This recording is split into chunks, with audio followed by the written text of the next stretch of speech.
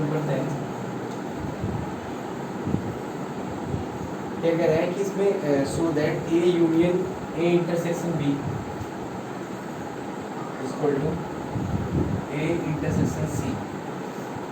और हमें इसमें प्रूव करना है कि B is not implies C, जो बी है वो सी के इक्वल नहीं है, ये प्रूव करना है कि नहीं। तो देखो इसको कैसे प्रूव करेंगे। हमारे पास ए इंटरसेक्शन बी लेना है और जो ए इंटरसेक्शन बी और ए इंटरसेक्शन सी ये सेम होना चाहिए।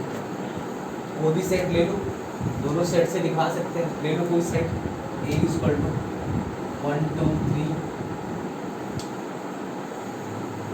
बी इक्वल टू ले लो 2 3 4, ठीक है। और सी इक्वल टू ले लो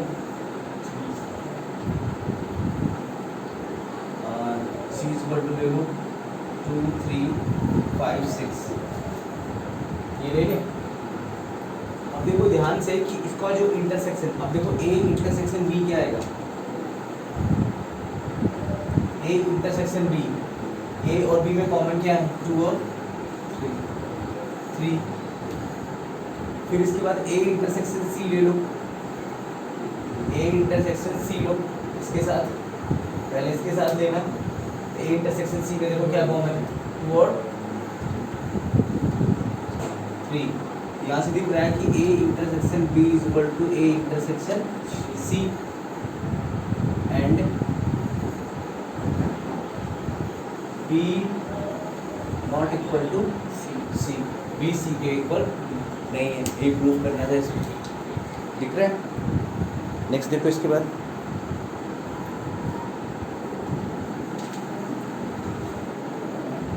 नोट करो इसे।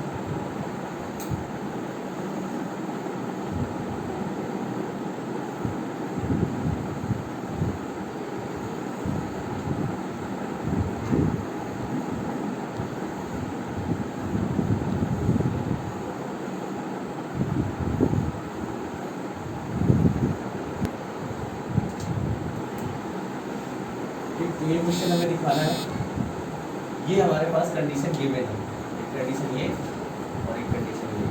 इसका यूज़ करके हमें दिखाना है कि ये क्या होगा, ए इक्वल टू बी दिखाना है। ध्यान से देखना, बहुत सिंपल है। तो सिंपल वी नो दैट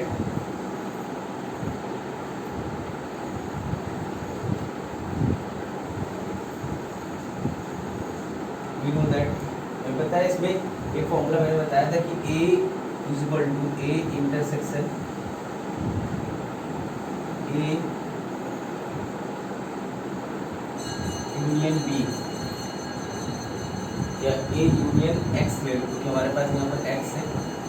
तो ए यूनियन एक्स अगर हम ऐसा लेते हैं तो क्या ए नहीं आएगा? ये बात समझ में आती भाई, क्योंकि इसके साथ इंटरसेक्शन है, यहाँ पर ए है और यहाँ पर ए ऑलरेडी है, तो इसके इंटरसेक्शन क्या आएगा? ए आएगा। तो यहाँ से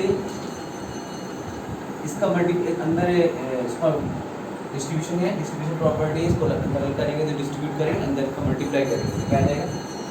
ए इंटरसेक्शन ए। अच्छा एक चीज़ और देखो, इसमें डायरेक्ट इसको मत करो, डायरेक्ट करने में क्या होगा, थोड़ा लेंदी हो जाएगा।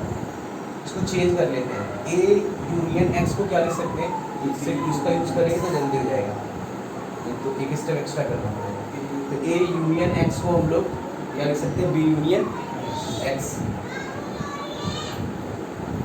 तो बी यूनियन एक्स। अब इसका मल्टीप्लाई कर दो, तो A intersection B union A intersection X लिख सकते हैं ऐसे। आपको देखो यहाँ से ए इंटरसेक्शन एक्स, इसकी वैल्यू क्या दी है, 5 दिए। ये इंटरसेक्शन आएगा ना, इसका मल्टीप्लाई इसमें करो, तो ए इसका करोगे इसमें तो ये नहीं आएगा, इसको सेम रखते हैं। और इसकी वैल्यू कितनी है, यहाँ से 5, क्या आ जाएगा, ए इंटरसेक्शन बी, और 5 से करोगे तो क्या आ जाएगा, फिर से ये नंबर, और ये किसके इक्वल है, ए के।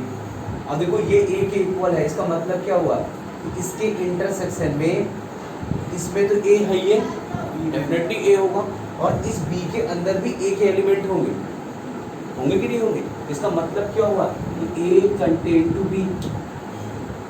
ये बात समझ में आती, क्योंकि इसके अंदर तो ए, ये तो ए है और इसके अंदर भी ए है, तभी क्या आ रहा है, ए आ रहा है।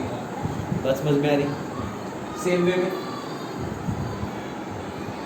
अगर मैं बी को ले लूं, B intersection B union X, लिख सकते हैं ऐसे, तो बी, इसकी जगह हम लोग क्या लिख सकते हैं, बी यूनियन एक्स को लिख सकते हैं ए यूनियन एक्स। इसका मल्टीप्लाई करोगे तो क्या आएगा, ए इंटरसेक्शन बी, और इसका करोगे तो क्या आ जाएगा, बीच में इसका यूनियन आएगा बी इंटरसेक्शन एक्स। फिर से देखो बी इंटरसेक्शन एक्स कितना, 5, सिर्फ क्या बचेगा मेरे पास, ये 5, और ये जिसके साथ 5 लोगे तो क्या आ जाएगा, यही नंबर आएगा, ये तो पता है।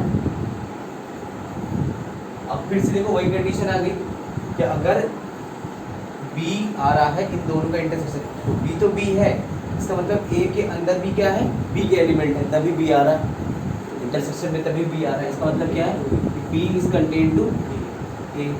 इसको सेकंड ले लें, from first and second, from first and second, first और सेकंड से A contain B and B contain A, that means A equal to, ये बात क्लियर? नोट करो,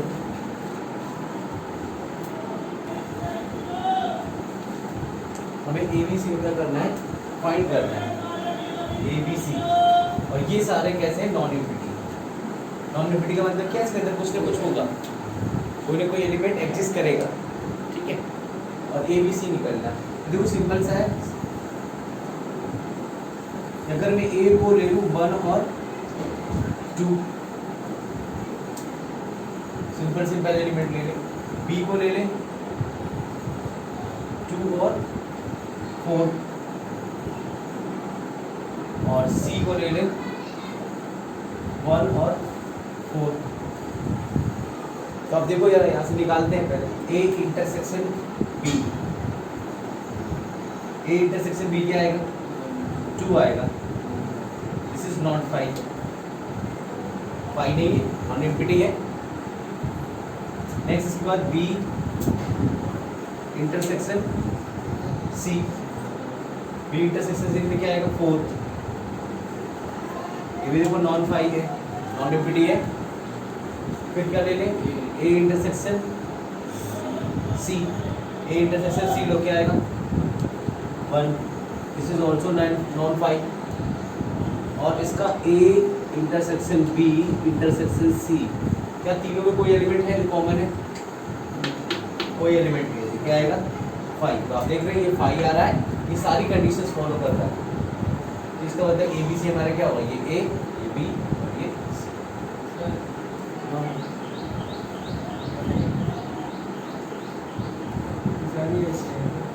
क्वेश्चन नंबर 13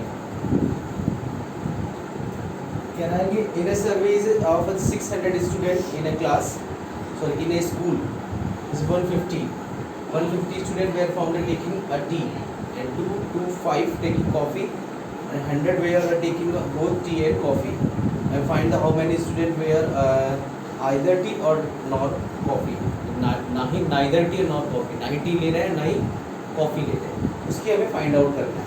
देखो टोटल स्टूडेंट हमारे पास कितने, 600, जो हमारे पास मैंने बताया जो टोटल स्टूडेंट होते हैं वो क्या होते हैं, टोटल हमारे पास स्टूडेंट हैं वो कितने, यूनियन हमारे पास जो टोटल इंटरसेक्शन है वो कितना है हमारे पास, 600 की बात समझ में आती। तो हमारे पास जो टोटल इंटरसेक्शन है दैट मीन्स हमारे पास दो चीज़ें हैं, एक कॉफ़ी है, सॉरी पहला टी है ना, टी और कॉफ़ी कुछ भी ले लो, तो पहला हमारे पास टी और कॉफ़ी, यूनियन हमारे पास कितना है, 600, ये ठीक है। फिर आगे कह रहा है कि 150 टी लेते हैं, टी लेने वाले कितने 150। फिर इसके बाद हमारे पास कॉफ़ी कितने लेते हैं 250। और 100 क्या ले रहे हैं, दोनों ले रहे हैं। 100 क्या ले रहे हैं, दोनों ले रहे हैं। That means A intersection 100। तो टोटल हमारे पास कितने 600 स्टूडेंट 6 हैं टोटल। अब देखो ऐसे लोग हैं, अब एक चीज़ याद रखना है इसमें कि जो हमारे पास ये दिया हुआ है ये ए इंटरसेक्शन ए यूनियन टी है, मतलब ए यूनियन टी क्या है, सी यूनियन टी। दैट मीन्स सी मतलब कॉफ़ी और टी वाले।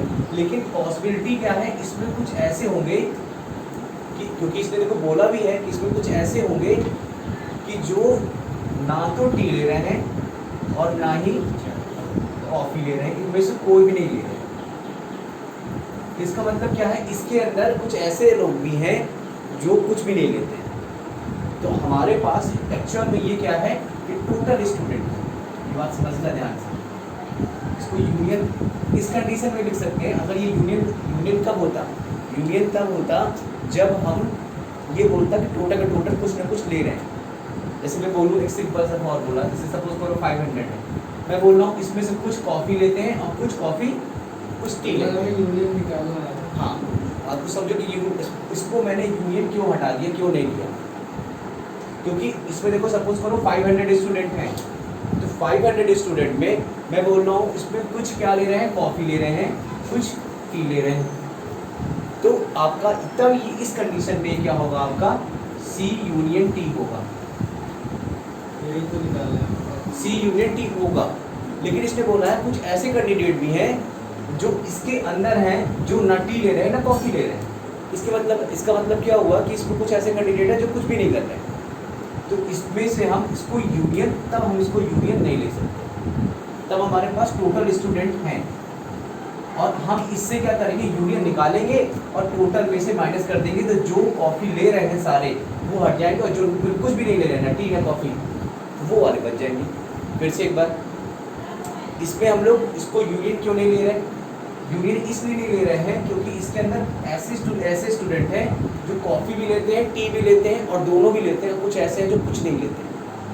कॉफी टी दोनों कुछ भी नहीं लेते। कुछ ऐसे हैं जो कॉफ़ी भी लेते हैं, कुछ ऐसे हैं जो टी लेते हैं और कुछ ऐसे हैं जो कुछ नहीं लेते। इसलिए इसको यूनियन नहीं मान सकते। ये क्या है, यूनिवर्सल है, सारे के सारे हैं स्टूडेंट हैं, लेकिन इसमें तीनों है ना, लेने वाले भी हैं कॉफ़ी टी और दोनों लेने वाले भी और कुछ भी नहीं लेने वाले। इसको हम लोग कभी यूनियन नहीं मान सकते क्योंकि बात कॉफ़ी और टी का सिलेक्शन पे चल रही है। ठीक है, हमें फाइंड क्या करना है, ये फाइंड करना है। अब ये जो निकलेगा इसका मतलब क्या है, ये ऐसे लोग हैं जो कॉफ़ी भी ले रहे हैं और टी भी ले रहे हैं, दोनों को एक साथ कंबाइन कर दिया। और यहाँ पर जो ये आएगा इसको इससे माइनस कर देंगे, इसमें से माइनस कर देंगे तो क्या निकल आएगा, जो टी है कॉफ़ी नहीं ले रहे हैं। तो यहाँ से निकाल दो इसको, फॉर्मूला क्या हो जाएगा, ये होता है फॉर्मूला इसका।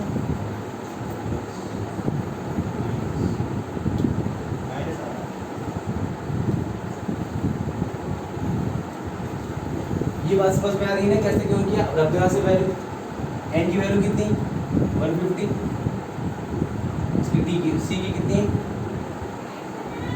225 और इसकी वैल्यू कितनी 100। सॉल्व करो इसको, कितना आ जाएगा 573 माइनस करो इसको, कितना आ जाएगा 275।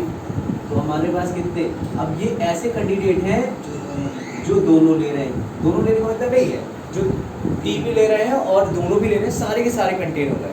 दैट मीन्स ये वाले भी और ये वाले भी, ये सारे कंटेन हो गए इसके अंदर। तो ये क्या है, टी का और कॉफ़ी का कॉम्बिनेशन इसके अंदर है जो स्टूडेंट ले रहे हैं। अब जो बाकी बचे रेस्ट ऑफ स्टूडेंट जो कुछ नहीं ले रहे हैं, तो हमारे पास टोटल तो रेस्ट स्टूडेंट कितने हो गए, रेस्ट ऑफ स्टूडेंट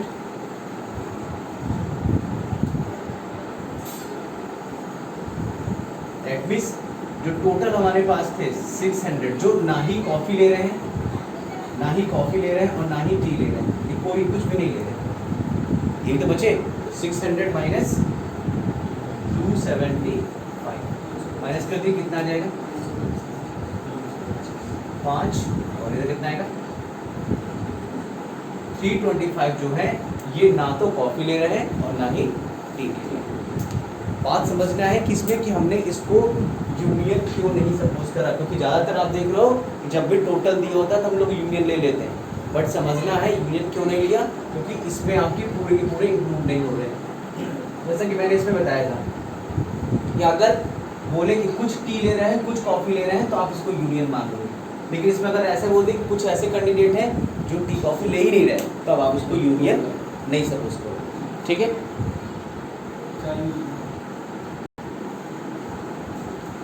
नेक्स्ट देखिए इसके बाद नंबर 14 कह रहा है कि ग्रुप ऑफ स्टूडेंट 100 स्टूडेंट हैं, नोन हिंदी जानते हैं, दैट मीन्स NH हिंदी जानते हैं, और इंग्लिश कितने जानते हैं, इंग्लिश जानने वाले हमारे पास कितने 50,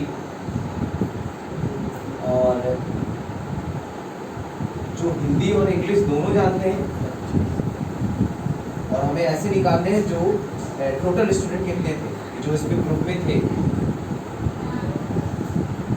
ये फाइंड करना है, ये वाला फॉर्मूला लगा दें।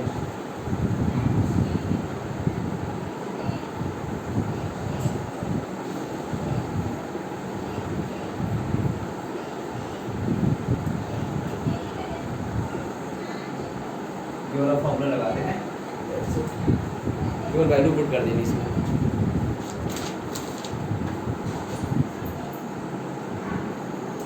कह रहा है कि इसमें 15 में in a survey 60 pupils in a 60 pupil हमारे पास एक सर्वे में है, ठीक है, and it was found 25 people read newspaper Hindi and 26 read newspaper, और फिर 26 हमारे जो है रीड कर रहे हैं न्यूज़पेपर आई, मतलब अलग अलग डिफरेंट पेपर रीड कर रहे हैं, पहले वाले H रीड कर रहे हैं, दूसरे वाले T, फिर I, and 9 read both H and I, and 11 both H और T, और 8 read both T and I, and 3 read all 3 newspaper. 3 type के हमारे पास पेपर है, देखो उसको थोड़ा ग्राफ से समझेंगे। हमारे पास कितने टाइप के पेपर है, 3 टाइप, ठीक है, 3 टाइप के हमारे पास पेपर है इस तरह से। तो हम मान लेते हैं पहला हमारे पास कौन सा है H, इसको मान लो I, इसको मान लो T, ये हमारे पास पेपर है। अब इसमें से कुछ ऐसे कैंडिडेट हैं जो दोनों क्या करते हैं रीड कर रहे हैं, कुछ ऐसे हैं जो A कर रहा है, कुछ ऐसे हैं जो तीनों कर रहे हैं, तो उसकी बात करेंगे कौन। तो हम लोग उसको नेमिंग कर देते हैं, सपोज करो ये A है, ये B है, इससे आसान होगा आपको समझने में, ये C है, ये D है, ये आपका E है, ये F है, और ये G, ठीक है। E का मतलब क्या है, जो तीनों को रीड कर रहे हैं। G का इसका मतलब क्या है, जो ये वाला और ये वाला रीड कर रहे हैं।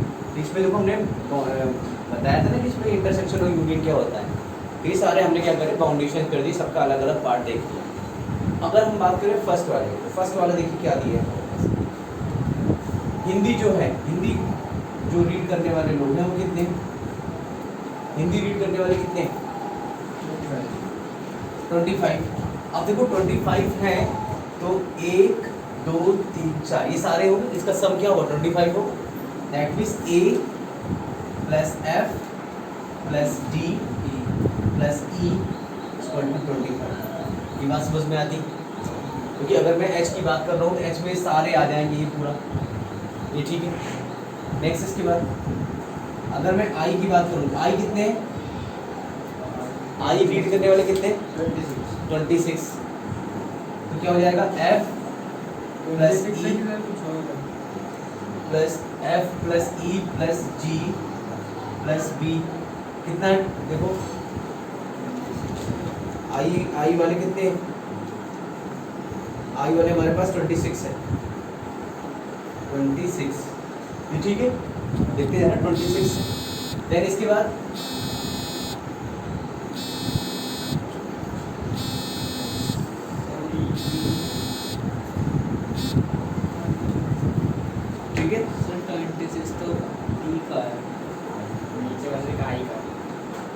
26 दिए है क्या? हाँ दोनों 26 है ना? टी का कितना है? 26 टी का भी 26 है, तो कितना हो जाएगा? T plus E plus G C plus C equal to 26। ये बात समझ में आती? ये सारी वैल्यू हमारे पास क्या है? 26 दी है, ऐसे दी है। अब इसके बाद देखिए आगे क्या दी है? इंटरसेक्शन कितना दी है? एच इंटरसेक्शन आई, एक एक करके लेंगे। एच और आई कितना दिए? 9। देखो एच और आई कहाँ? ये है एच और ये है आई, तो एच आई में क्या क्या आ जाएगा? एफ और एच और आई, एफ और ई, एफ और ई कितना? 9। नेक्स्ट इसके बाद वैल्यू देखते हैं, वैल्यू भी गलत होनी चाहिए। एच एन टी, एच और टी के साथ कितना दिए? 11। हमारे पास ये कितना है? 11। और देखो एच और ई, एच और टी सॉरी, एच और टी में क्या आएगा? टी और ई, टी और ई। नेक्स्ट इसके बाद लास्ट में क्या दिया हमारे पास? टी और आई, कितना दिए? 8। देखो टी और आई किधर है? ये रहा टी और ये रहा आई, क्या आएगा इसमें? ई और जी, ई और जी। और लास्ट में हमारे पास क्या दिए हैं? H union T union sorry intersection I. तीनों जो रीड कर रहे हैं वो कितना है? 3। और 3 की वैल्यू कितनी दी है?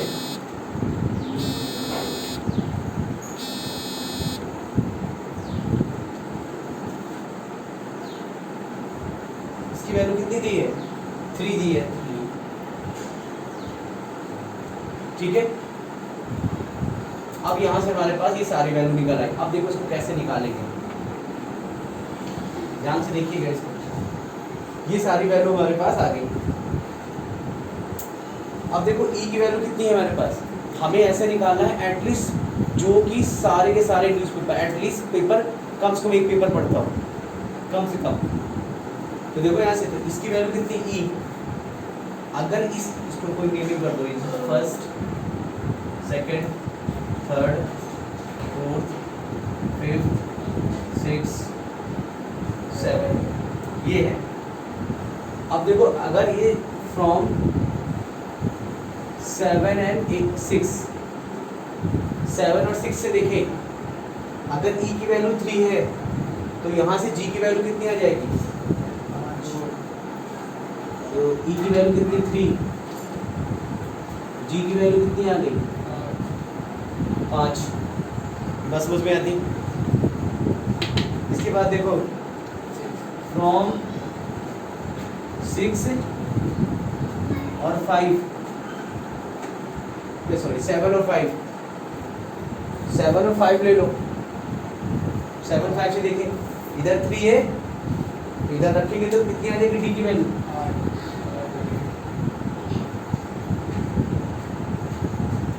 8 आ जाएगी डी की वैल्यू। नेक्स्ट फ्रॉम 7 और 4, 7 और 4 से एफ की वैल्यू कितनी आ जाएगी? 6। ये बात समझ में आ रही? तो मेरे पास क्या आ गया? जी डी एफ आ गया। यहाँ से मैंने वैल्यू निकाल ली। अब देखो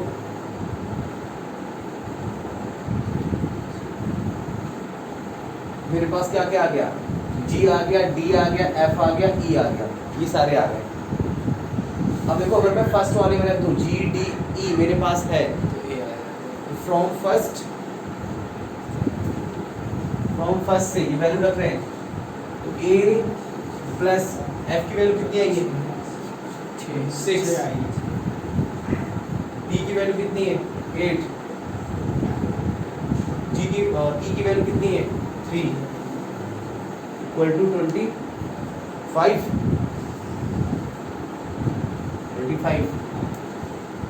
कितना आ जाएगा?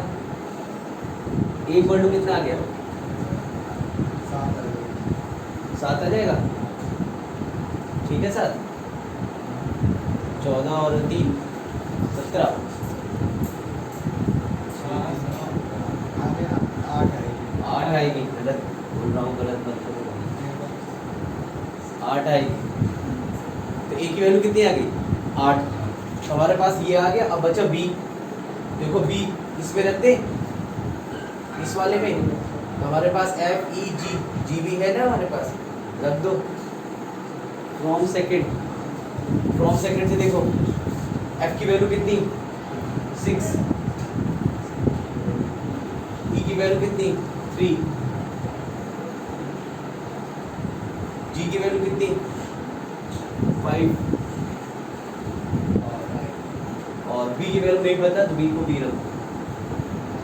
26। सॉल्व करो, इससे कितना आ जाएगा? 8। तो बी की वैल्यू कितनी आ जाएगी? -40। कितना आ जाएगा? 2 और 1 12। बी की वैल्यू कितनी आ गई? 12। अभी क्या बचा? सी बचा। सी का भी निकाल दो। फ्रॉम थर्ड वाले से डी की वैल्यू कितनी? डी की वैल्यू 8। ई की वैल्यू 3। जी की वैल्यू 5। सी नहीं पता। 26। सी इज इक्वल टू 26 16। तो सी की वैल्यू कितनी आ गई? 10 आ गई सबकी वैल्यू।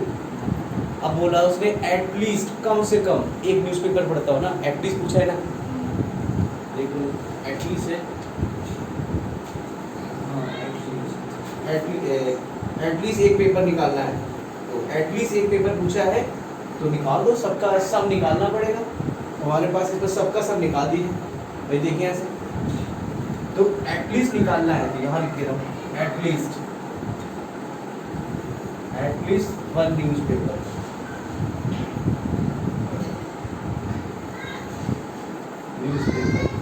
क्या हो जाएगा? A plus B plus C plus D plus E plus F plus G, ये सबका सम। ये सबका सम ही तो होगा, क्योंकि एटलीस्ट का मतलब कम से कम एक, ज़्यादा सारे पढ़ ले, हो सकता है कम से कम एक, हो सकता है एक केवल ये पढ़ता हो सकता है ये पढ़ता, हो सकता है ये पढ़ता, हो सकता है ये दोनों पढ़ता, हो सकता है ये दोनों पढ़ता, हो सकता है ये दोनों पढ़ता, हो सकता है तीनों पढ़ता।